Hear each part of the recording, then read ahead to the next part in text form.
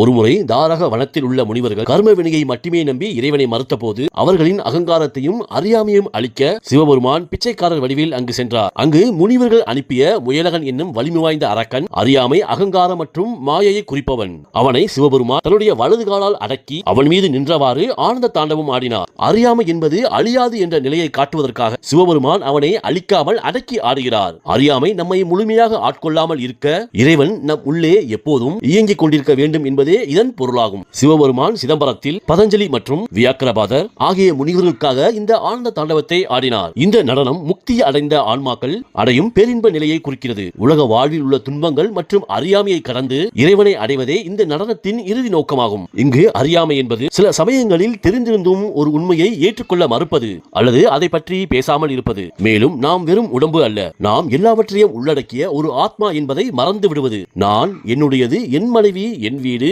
என்று இந்த உலக பொருட்கள் தான் நிரந்தரம் என்று நினைத்து அதிலேயே மூழ்கி விடுவது. நான் பெரியவன் என்று நம்மை நாமே உயர்த்திக் கொள்வதும் இந்த அறியாமையில்தான். நாம் எவ்வளவுதான் படித்தாலும் பணம் வைத்திருந்தாலும் நம்முள் இருக்கும் இந்த நான் என்ற எண்ணம் நம்மை நல்ல விஷயங்களை நோக்கி போக விடாமல் தடுக்கிறது. அதனால்தான் சிவபெருமான் அந்த அறியாமையை அழிக்காமல் அதை அடக்கி அதன் மேல் நின்று ஆடுகிறார். ஏனென்றால் இந்த அறியாமை நம்மோடு எப்போதும் இருக்கும்.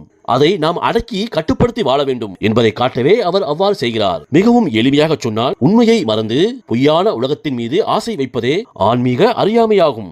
ஓம் நமச்சிவாய.